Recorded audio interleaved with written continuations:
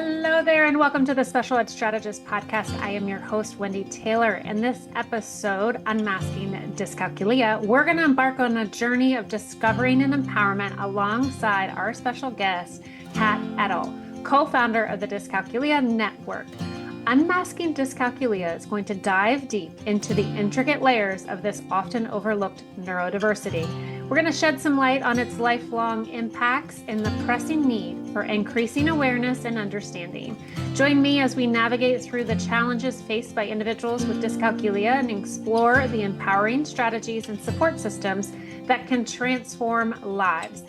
Before I dive in, this episode is brought to you by Learning Essentials. Learning Essentials is a team of advanced degree special educators aiming to bridge learning gaps through dyslexia intervention, strategic writing instruction, and executive function support. Visit the link in the show notes for more information on how Learning Essentials can support your students' educational journey. Huge favor to ask. Don't forget to hit that like, follow, or share button. It means the world to me. Also, it helps us continue that conversation and support. And find us over at Learning Essentials on Instagram. Stay tuned as we uncover the hidden struggles, celebrate the strengths, and build a more inclusive world together as we dive into our newest episode, Unmasking Dyscalculia. Hello and welcome, Kat. I'm so happy that you could join us today and bring some insight on dyscalculia. So thank you for joining us. It's lovely to be here. Yes, please, let's go ahead and can you just share a little bit about who you are in the world of dyscalculia? I'm one of the co-founders of the Dyscalculia Network, which is a not-for-profit based in England, which works to support people with dyscalculia and those who support them. So both adults with dyscalculia, children with dyscalculia, educators and employers. Yes, and I'm looking forward to diving into this conversation because I feel like it is kind of one of the littler knowns out of the dyscalculia, dysgraphia, dyslexia. And so having your insight will be very powerful for our listeners. So before I kind of start asking you some questions, I like to ask my guests something that's like a little known fact about you, a fun fact that you would like to share. Is there anything that people may not realize about you when it comes, besides just your knowledge and experience with working with students? Well, apart from my interest in dyscalculia, I also love Pomeranians, and I have two little tiny Pomeranian dogs, which are my babies, to be honest. Oh, and what are their names? Bella and Bessie. Fantastic. And I am sure they are snuggling up to you and loving all this work that you're doing. Yeah, one of them's on my lap right now. Excellent. Excellent. All right. So can you help us understand what dyscalculia is? How do you define it? Well, I think the simplest definition is to say that it's a specific and persistent difficulty in understanding numbers, which can lead to a range of difficulties with maths. And it's important to understand that it can occur across all age ranges, levels of education and ability. So it's not something that suggests somebody has a lower ability or a higher ability. It can occur over any ability. And it also can occur singly, but it also can occur with another condition. We often say it comes with a friend. So something like dyslexia or ADHD or dyspraxia and so on. So what are some main barriers in a student's life with dyscalculia?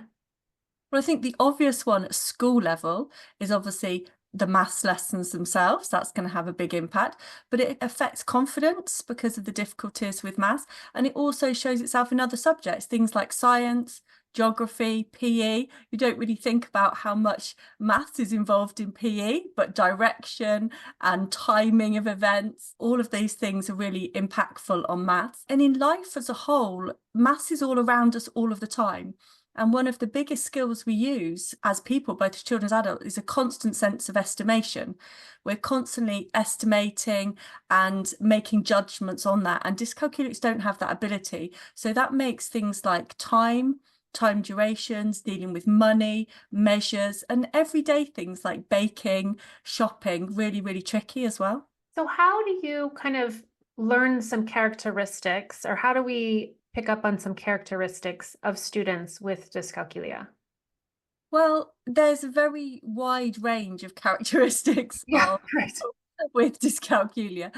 It's not like a small group of things, but some of the main characteristics are that they struggle with something called subitizing, which means recognizing a small number of objects without counting.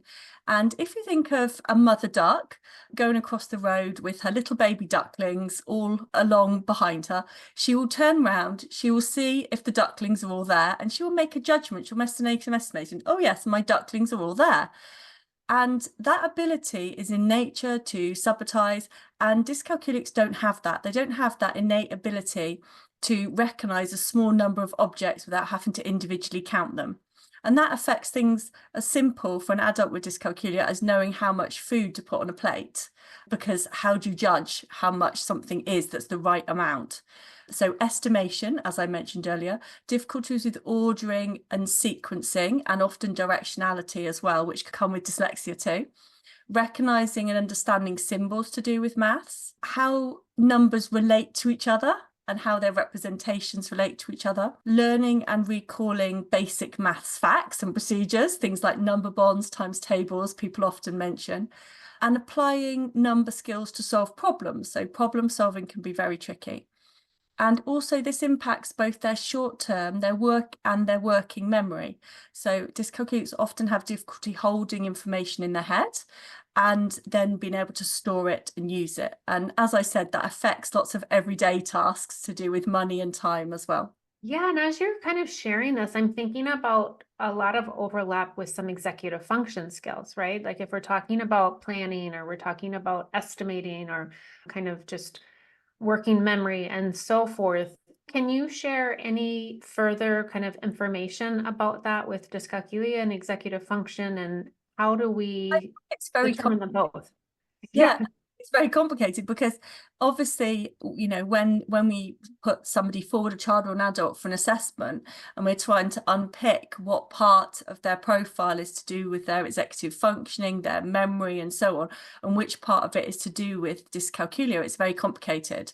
So I think that from a teaching and learning point of view, we have to think about how the characteristics of somebody with dyscalculia impact them and how we can best work with that, because people might struggle with maths but not necessarily be dyscalculic too. So I think it's a very complicated package. Yeah, and I find that in the world of special education and really individualizing that support for students, that it's complex in the sense that every student is very different, and really trying to understand those gaps and gains within a learning profile for a student. So how do we effectively identify dyscalculia in students? So in the UK, because obviously I'm based in the UK, so it might be slightly different. So in the UK, in order to assess a child and diagnose them with dyscalculia, that has to be done by either an educational psychologist or a level 7 dyscalculia assessor. So that's somebody with a specific qualification in assessing for dyscalculia. Quite often in the UK, we also have those for dyslexia as well. So it's a level 7 assessor. So they would be the people who would make the judgment as to whether somebody has a diagnosis or not. If we're talking about in a classroom, how would we spot it and work with it? On the Dyscalculia Network, which is the site that I run, we have a checklist, which is a great start for teachers to look at, or even parents or an adult with dyscalculia to look at and say, oh, does some of these characteristics, maybe the characteristics I mentioned earlier, some of those identifying factors, do they relate to me? Or do they relate to my student? Because what we want to do is we want to start gathering evidence of what is happening with this student, with this person. And a checklist is a really good place to start, as well as obviously the informal observations of teachers and parents and carers. Yeah, and that's incredibly important. And then I also see that just when I teach a course for families here in the United States on getting an IEP, the second part of that is the evidence, right? Collecting the evidence of how this impacts the student educationally, but then also in their daily life. So I think it's really important for us. And I actually just recorded a solo episode about SMART goals for individualized education program IEPs for students. And just really starting with that evidence can build a pathway forward to ensure that everybody that's on board with that student is understanding again, those gaps and gains, and then the measures are put into place to really support them learning and then teach them how to learn and learn those strategies so that eventually they can individually implement them throughout their day. You mentioned a little bit about comorbidity, like dyscalculia has a friend. Can you just share a little bit more about kind of what that means and how everything is teased out if we're looking for a diagnosis? Yeah, so I think that we see dyscalculia and a lot of neurodiversities or specific learning difficulties coming with another learning need. It's very common for there to be overlap with dyslexia. It's very common for there to be some overlap with ADHD and with dyspraxia, for example. Several adults on our adult advisory board have one or more of these neurodiversities as well as dyscalculia. And there isn't much research to show the links between these different neurodiversities. Dyscalculia is very under-researched. It's probably about 30 years behind the research for dyslexia. So there's a long way to go to find out how these link together. And one of the things that we do with the Dyscalculia Network is to link up with the other organisations who work together. So we work with an organisation called the National Neurodiversity Youth Council, which is all about youths, young people from 16 to 25, talking about their neurodiversities. And that project is really important because we need to start seeing how these overlap and the implications on young adults and as they move forward into adulthood. So kind of let's move into how do we actually support our students with dyscalculia, right? So we kind of talked about that there's a high probability of a comorbidity and that identifying a student is helpful in terms of, at least in the States, getting services. But in best practice as educators and even families and professionals, how can we actually support our students that are identified with dyscalculia? Yeah, so I think, first of all, obviously, we do want to look for getting support as early as possible. So our current knowledge and understanding is we need to assess children, not necessarily for do you have dyscalculia or not, but where are they in their maths learning? Yeah. And this is the bit that obviously is often missed. It's, oh yes, the learner has a diagnosis of dyscalculia, then what? And we always say that the diagnosis is not worth anything if it's so nothing's going to happen with it. So we need to use effective assessment to identify gaps. So we need to find what's happening in the learner, because maths is a bit like a game of Jenga. Do you have this game, Jenga? Yes. Yes. So Jenga, where you build up the little blocks into a tower. And to have a good maths tower, you need to have all those blocks built up neatly, one on top of the other, and they all develop on top of each other. When you can do number bonds of 10, then you learn number bonds to 10, and then you learn your bridging skills, and so on, doubles, halves, and it builds up. And often with our dyscalculic learners, they've got big gaps in this knowledge and understanding, especially as they get older and they haven't been identified. So we really must work to identify those gaps, first of all, actually find out where the student is actually at with their understanding, not what we think they're at, but actually what do they know. And then we need to begin our intervention just before that level of breakdown.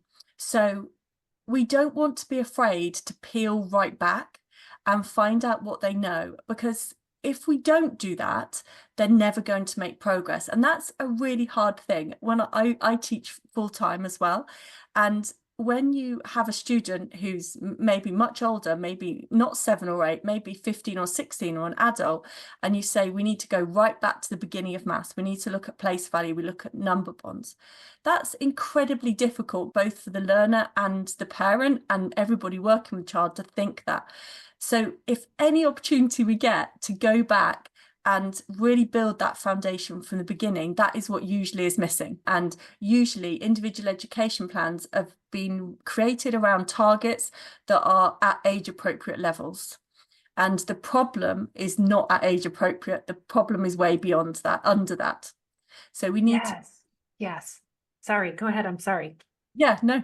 So yeah, we need to go right in underneath and find out, go back far enough. So that's kind of my two most important things. And then I would say, obviously, the best way to work with people with dyscalculia is to use what we call the concrete, pictorial, visualize, verbalize, abstract approach. Now, I always add in these two words. You hear about CPA, concrete pictorial abstract, all the time. It's multi-sensory teaching. It's a must for dyscalculic learners because very often dyscalculic learners, and we haven't talked about the strengths of dyscalculic learners, but often dyscalculic learners have a strength in their ability to build, to have a good visual picture of things, and often they're very creative thinkers. So we can build on that. Now, not everybody is the same because, no human is the same. So, of course, every dyscalculic learner is the same. But generally speaking, the multisensory approach really works brilliantly for dyscalculics. And we want to put in the visualize and verbalize as well as the concrete and the pictorial. So we want to start with a multisensory resource. Then we want to link that to pictures of the multisensory resource. And we want to visualize. And this is really important because dyscalculics don't have that sense in their head of what it looks like. So we really want to encourage them to visualize, what does this look like? If they're building a number with Dean's blocks, what does this look like? How does that look in my head if I close my eyes? And we want to verbalize. And this is absolutely key, both as educators and for our learners. We need to model good maths talk. And if we can model good maths talk, it always makes me smile when I've said something a certain way. I've said, I know that 7 + 6 is 13 because I know that 6 + 6 is 12. So 6 + 7 is 1 more than that. So it must be 13. And a few lessons later, I hear my pupil get that question and repeat it back. They're like, oh, I know this because, yeah. So this is really important, this talking about maths. And moving to the abstract is really difficult for dyscalculic learners. So this concrete pictorial, visualize, verbalize, is we're doing all of these things and gradually moving towards the abstract. So we're using our concrete manipulatives, but writing the questions underneath. We're using the symbols that they struggle with, using the numerical version. So that is really, really important. And by doing that, that's how we can scaffold learning. And we need to make sure that everything we are doing revising pre-skills that they need or that they haven't yet got. We need to teach concepts in small, very progressive steps, and then move very slowly towards them having good understanding. Because we're not working on rote learning, we're working on building conceptual understanding of maths, because that is what is going to stay in people's head. People say to me, oh, my child doesn't remember anything that they've done. And it's because they're relying on their short-term memory and nothing is going into their long-term memory. So we have to really work hard for that. So much good information here that light bulbs were going off. I love the concept of Jenga in terms of learners. And, my big focus on my side is reading interventions. And so I can really see how that aligns. And just even with families that I work with and speak with, talking about doing an assessment where we can really break down these pockets of vulnerability to see what's going on. And now I'm going to use that analogy of Jenga because you can really see the holes when you pull out a block, and then is it shaky, and it really then makes sense. And you're absolutely right in terms of maths and reading and building that skill set of where the breakdown occurs so that you can then move forward. And 100%, I know our older students think, oh, I don't really want to go back. But oftentimes in the schools, the curriculum moves so quickly that if you don't pick up on those foundations, then just like Jenga, it's a little bit rocky for sure. And I think that's an excellent analogy for all of us to be able to visualize what that could look like for a student. And we get that maths anxiety when we feel wobbly. So when we don't have a firm basis of what we're doing, when we don't feel sure in what we're doing, that's when we have anxiety. And maths anxiety obviously can happen to any learner, whether they're very good at maths or really struggling with maths. But it really hits home when you think of not having that firm foundation, and then people keep giving you more and more information on top of that, and you're never going to feel secure. You're never going to have a solid tower. You're always going to feel worried. You really have to think about mental health of young people too. This is really important. I'm glad you brought that up because there is so much anxiety around school for students, and because I think students then start to compare themselves to their classmates, and then they see this student or that student excelling and things that they may internally feel they should know, and then it really becomes this snowball. And you're right, then it does impact your, how you feel and how you interact with the world and how you interact with school. And that's a whole element that people don't discuss as much. No, and it's very common when you talk to adults with dyscalculia that they mention masking.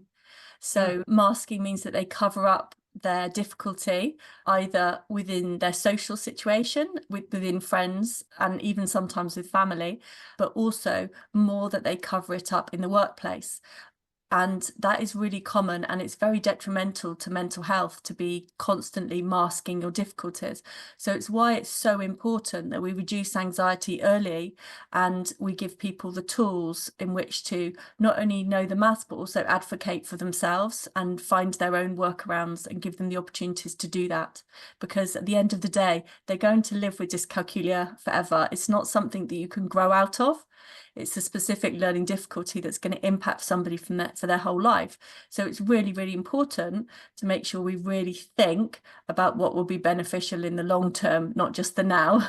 Yes, and then helping students with that transition, right, in terms, well, back to the masking, that's exhausting, right? So if you're spending your day masking, by the time you get home, as a student, as a child, you're exhausted. And so then there's that element in how you interact with your family when you're feeling exhausted. But then also in supporting our students with transition, so helping them identify where their skill sets are so that as they become adults and become independent learners and have their own jobs, that they're able to navigate that with a sense of confidence. Yeah, absolutely. And there's things, again, we can do to make that easier.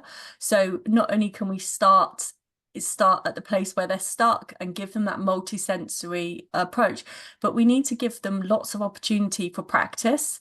Repetition and overlearning is really, really key. And we can't move on too fast. And it's really tempting as educators to look at targets and the next thing they've got to do and the next thing they've got to achieve. But with children with dyscalculia, we need to take that time.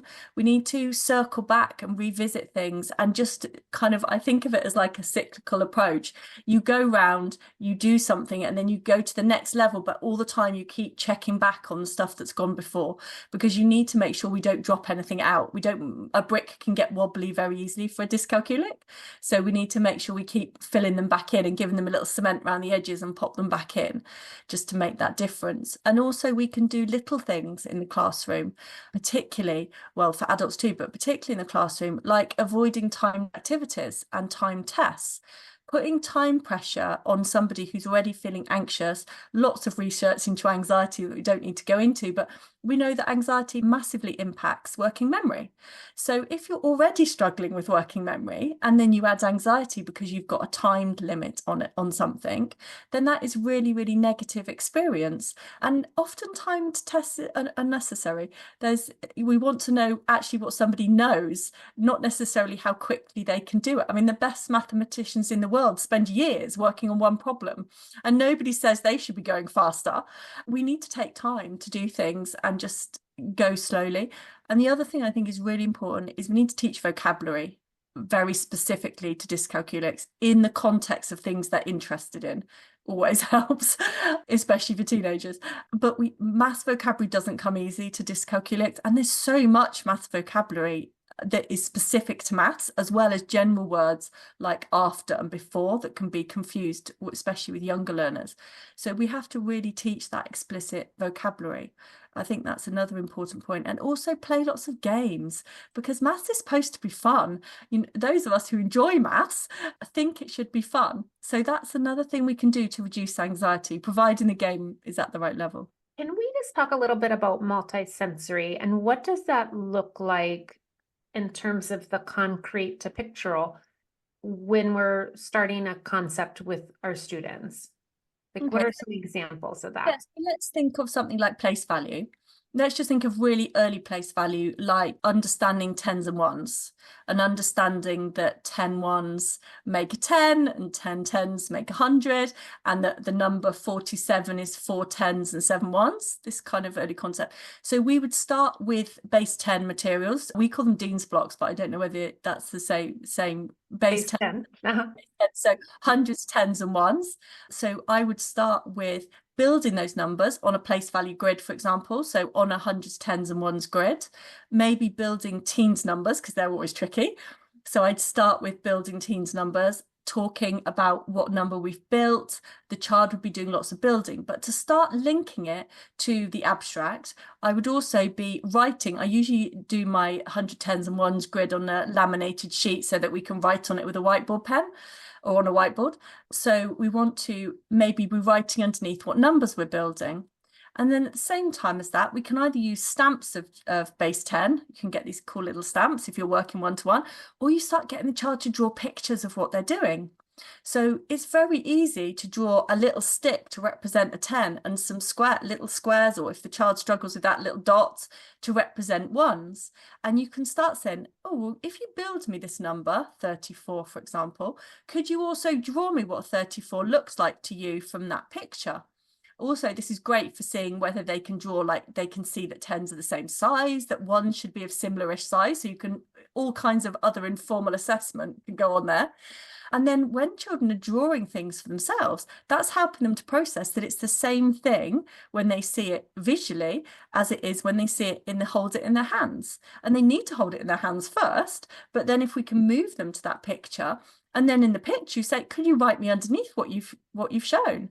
And automatically you've connected three things really easily, and bringing those three things all together whilst talking about it, and also saying, can you imagine that in your head? Close your eyes. Can you see the picture of that?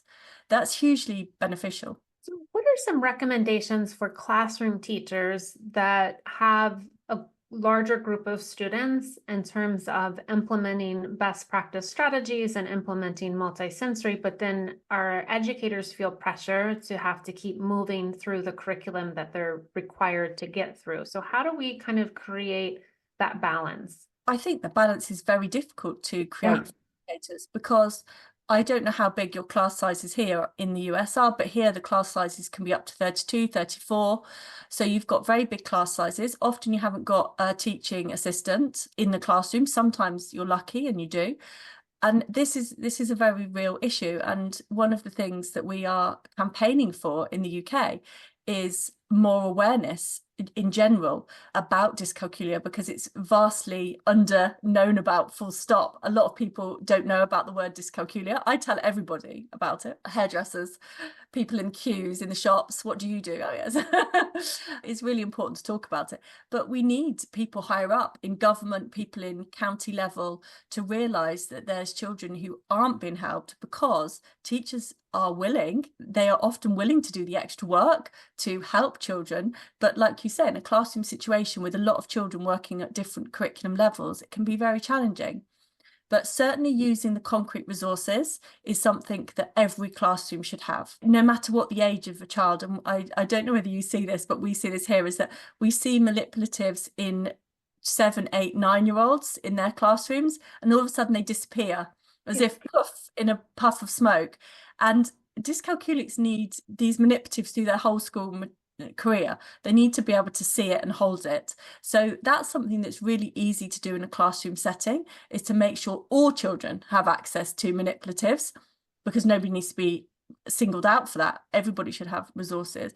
And also just differentiating that work, giving things like a worksheet that's got a smaller number of questions per page is hugely beneficial for reducing maths anxiety, taking away that timed pressure. Again, little things can make a big difference. Yeah, absolutely. And then I can see where, as parents with our kids when they're younger and really using those manipulatives, and I'm glad you brought up the part in terms of when our students get older in a classroom, they do disappear. Is there a certain intervention program that people can follow, or is it really just taking a look at the concept and really tackling it through that multisensory lens? Well, I think there are different programs out there available because, of course, there are, I was trained by somebody called Dorian Yo back in 2003. So this is actually my 21st year of teaching in a certain way. And there's a great book by Jane Emerson and Patricia Babty called The Dyscalculia Solution, which has a really good multi-sensory step-by-step kind of guide to how to teach. And I actually, and I'm going to give a plug for my own books here because that's why I'm here. I've actually worked with Professor Steve Chin, who's created a lot of books around dyscalculia. We're actually mid-series of a new set of books called Succeed with Dyscalculia, which are a set of books which are worksheets with teaching tips for teachers, because the thing that we felt was missing is that teachers, like you say, they want to do something, but they've lots of children working at lots of different levels, and they don't necessarily have the time to create materials that are specific for children with dyscalculia. So these books are worksheets, and they're actually suitable for any age learner. So they're just as suitable for a teenager or an adult who needs to use these skills as they are for a young child, because there's no little bunnies or ladybirds flying around the page or anything condescending in them at all. But they're set out in a very simple way.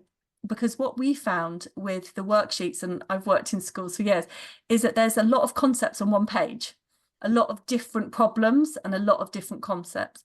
And dyscalculic learners need to take things slowly, and they need one thing at a time, right down to those little baby split up steps of the difference between just adding one to a 2-digit number. Taking one from a 2-digit number is a whole nother skill set. And often on a worksheet that a class teacher will have, it will have add one, take one, add 10, take 10, add 100, take 100. And that's like 12 weeks of work for a dyscalculic. So these worksheets break it down very, very simply. And there's lots of computer programs out there as well, various different ones, which are good for number sense, building number sense too. Do you have any recommendations that for parents or professionals to consider when they are creating goals or ways to support a student through an IEP? Yeah, and I think these can be broken down into two kind of categories. There's the maths targets, and then there's the how they're going to be supported targets, if that makes sense. Yeah. So to me, this is just an example. Let's just say this is a recent set of targets that one of my own pupils, because I teach privately, one of my own pupils, I worked with somebody else to create her maths targets that are going to be applicable both in her lessons with me and also in her school situation. So she has dyscalculia. She's also dyslexic. So her targets, she's already worked with me for about a year, but her targets are to continue to reinforce and practice number bonds and combinations for 10, to reinforce counting on and back in ones for 2-digit, progressing to 3-digit numbers, and to work on reinforcing place value for 3-digit numbers, reading and writing numbers, comparing and so on. Gaining familiarity with coins and how these relate to place value. Money is very important. And beginning to link doubles and double subtraction to the 2 times table and division facts, and developing maths vocabulary. So they're very specific maths targets. So I personally believe that children's individual education plan should be made up of those type of targets, which are very specific to the learner, so that we can track progress. How are they doing on these very specific targets that we're working towards? But then we need to have targets of how we're going to do that. So we have to have support targets. So in this case, this little girl, we have differentiated work in the classroom is a target for the class, for the teacher. Adapting the CPVVA approach in the classroom. So she's got to have concrete manipulatives, but particularly for her, she's got to be encouraged to draw representations herself, because that works really well for her. So that's a particular target. She's got to have scaffolding in place in class so that she's not left on her own to panic. She's got to be given more time, and she's got exam access arrangements for more time as well. And she needs worksheets with a small number of questions on the page. So ideally not more than 10 at one go, because that's really overwhelming for her when she's got more questions. And also she's encouraged to use bar modelling, which works for her as well. And she's also been asked to create her own maths dictionary to work on the maths bank. So it's a combination. And I think IEPs just need to be that. They need to be a combination of good strategy. These are good strategies for this learner that work over time. We can find this works and this works. And something like a maths dictionary can be on the learner's profile IEP for their whole maths career, but then very specific maths related targets. And absolutely, that kind of even circles back to your Jenga analogy and just really kind of assessing all the elements for that student so that when you go to create those SMART goals in the IEP, you really have that focus and they're not just generalized goals. They are very individualized for that student's needs. So it's a great way to think about that when, as a parent, if you're going to write your parent input statement of your concerns, or as an educator, as you're developing those goals.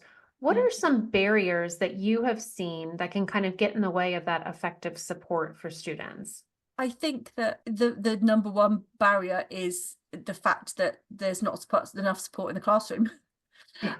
Because, you know, if you don't have another adult in the classroom with you and you've got a group of children who are really struggling, that is really difficult. That is a big barrier to learning.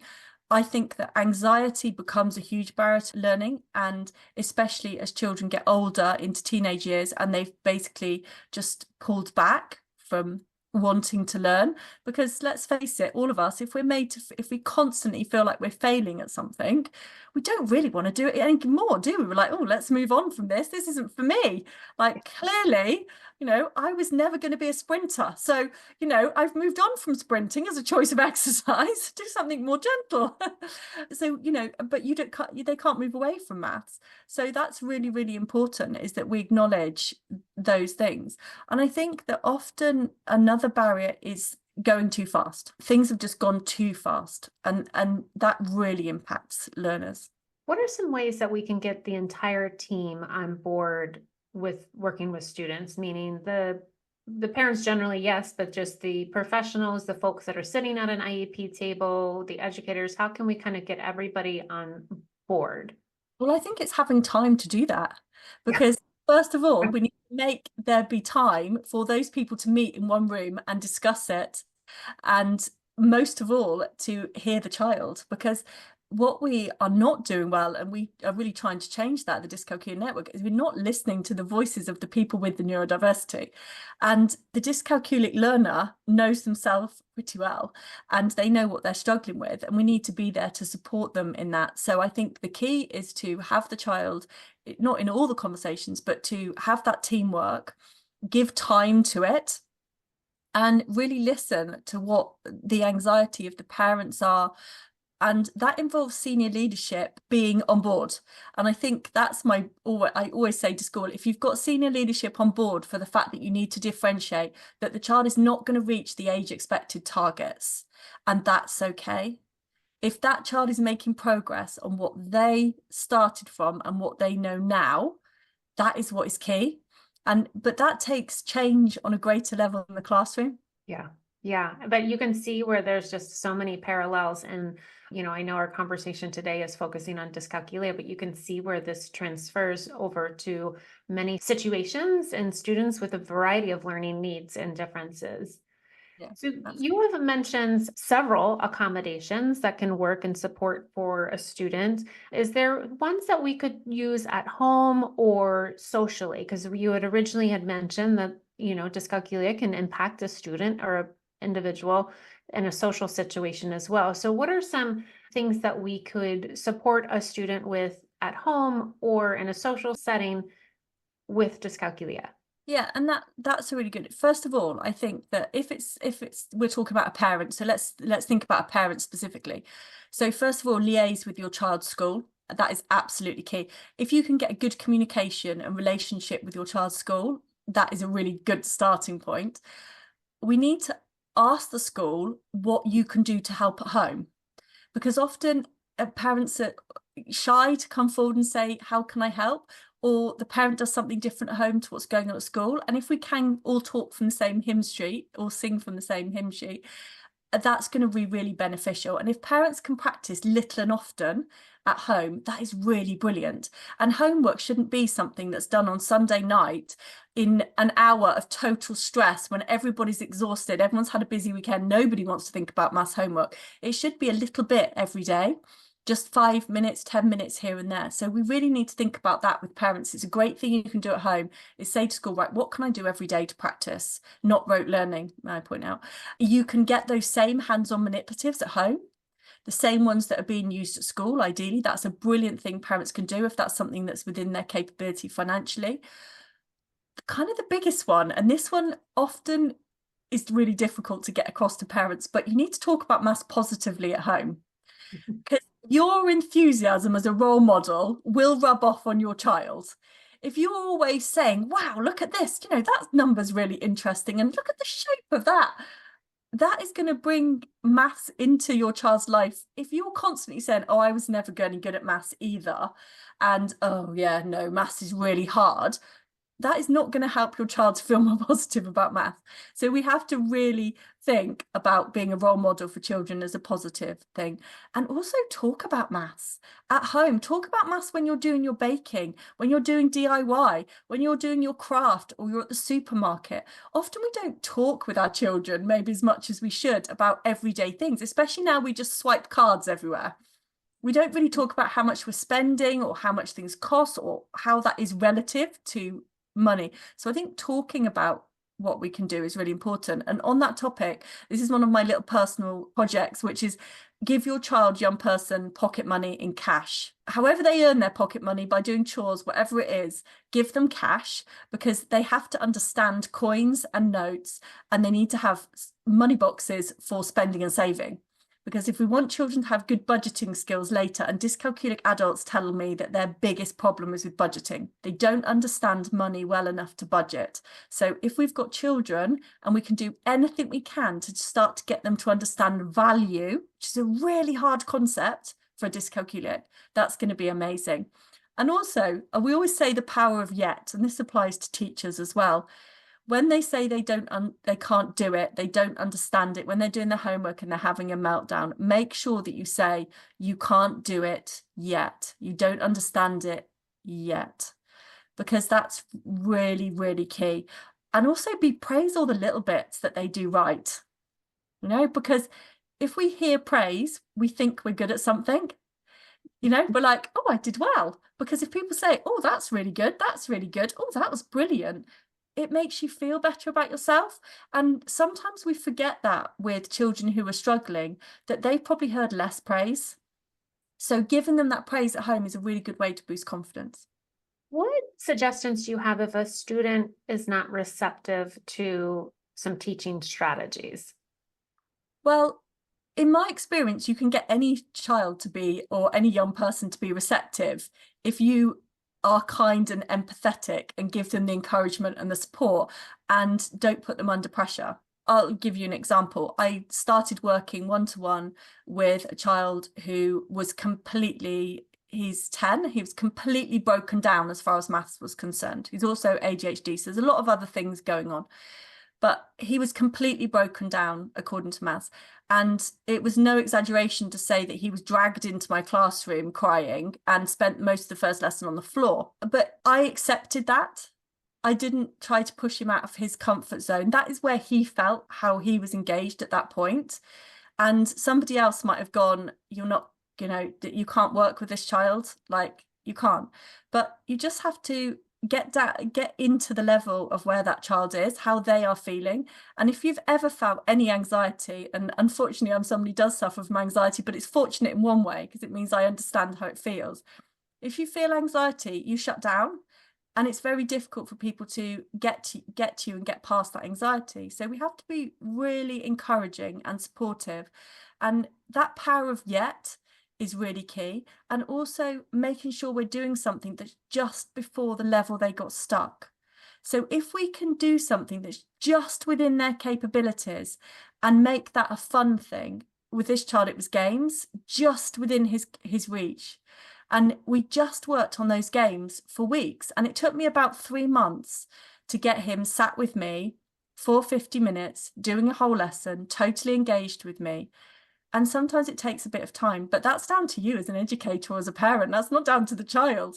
Yeah, and that's such a true thing, right? In terms of finding that sweet spot, right, of where a student is capable and then pushing them forward, but not pushing them over the edge, right? Finding that little sweet spot for them to feel confidence, see success, start to grow, but not overdo it. Exactly. And I always think if the child isn't engaging, it's not the child who's the problem. Like the child isn't the problem. The child is responding to a lifetime of feeling like they're not understood and that they can't do it. And you've got to bring that round. And sometimes that takes some time. Sometimes it's not quick. And sometimes it's frustrating. You know, there was days in those 3 months when I was like, oh, come on, we can do this. And then you get to that child working with you and you're like, okay, their child was there underneath it. Yeah, yeah, just pull back those layers. Can we talk a little bit about retention versus memorization and the importance? Yeah, absolutely. I mean, this is something, again, that I'm really, really passionate about, the difference between repetition for the point of just memorization and conceptual understanding.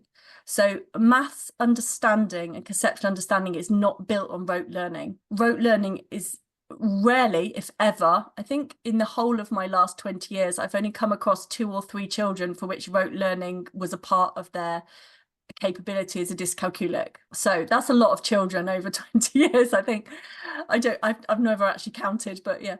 When we have a learner who is struggling like that, we need to make sure that we don't rely on memory because memory will fail them. It won't go into their long-term memory. We have to work on this conceptual understanding. And as we build conceptual understanding, what we see as we're working through our program, so say I'm working with a child on number bonds of 10 to start with, which is, you know, a good place to start. We're working on number bonds of 10, then we'll start working on breaking down the component parts of other numbers to 10. So breaking down 9 into 6 and 3, 7 into 4 and 3, and so on. You might say, well, how do I know if they've kept that? But the next thing I'm going to do is bridging 10.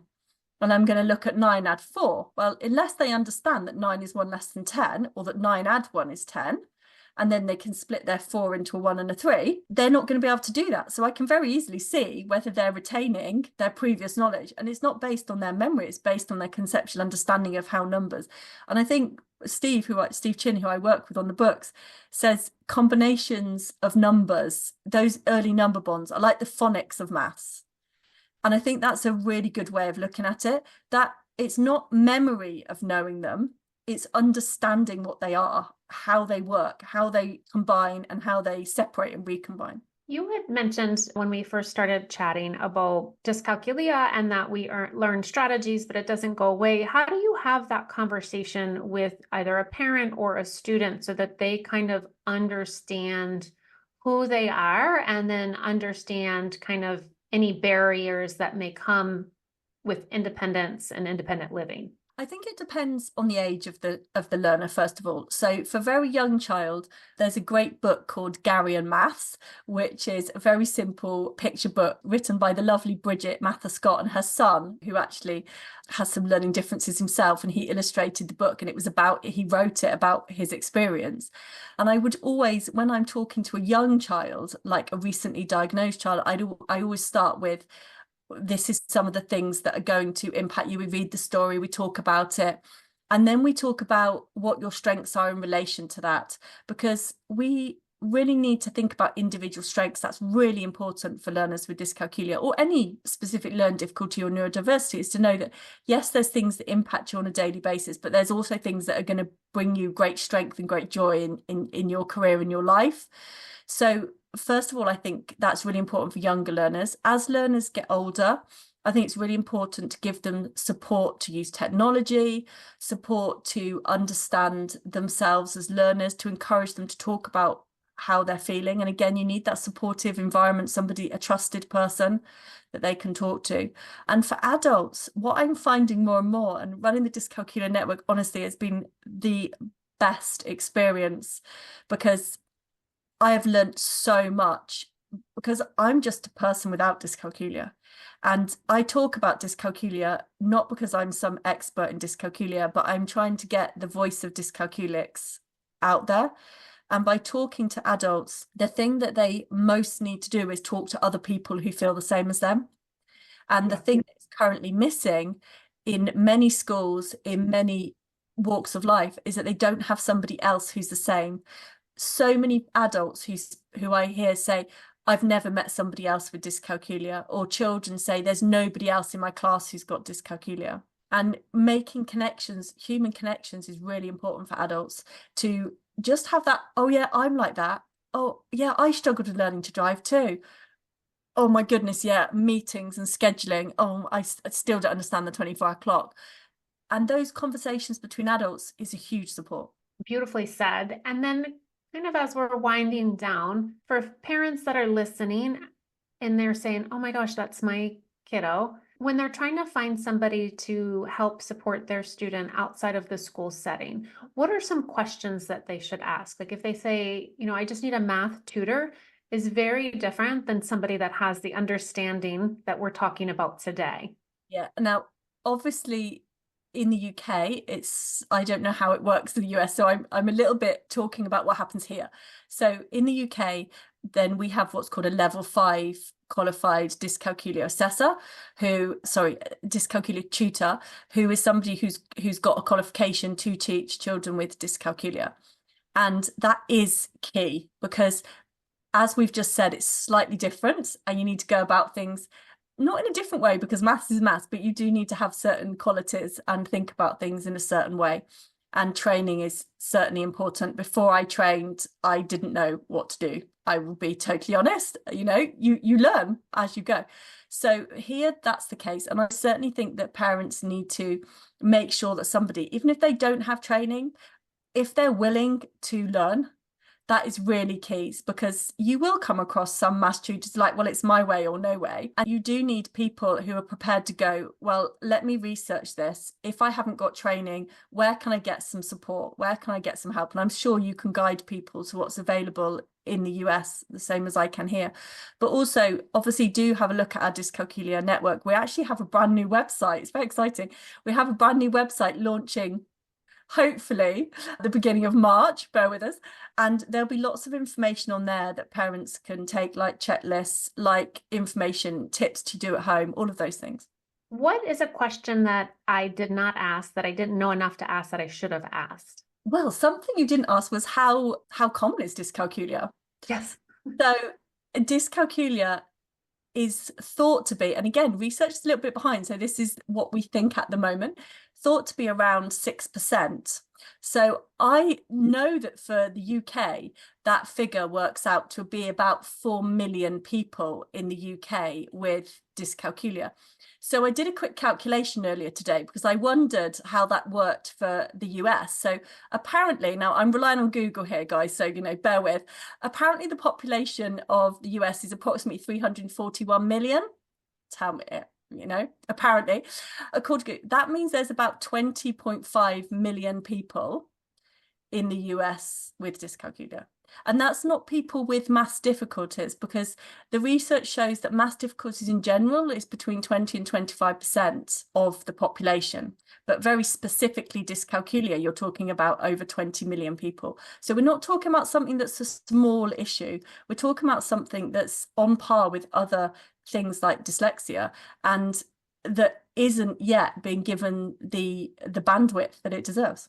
Yes. And I think the one statistic that I've seen that I speak about is about 1 in 5 in a classroom have some type of learning difference that has been identified, and that's identified. So if you think about 1 in 5, but then you think about the students that haven't been identified that are struggling. So I'm glad we're bringing attention to this, and I'm certainly will put the links in the show notes so that people can find you and find more about the network and to be able to get some resources so that they can support their students as well.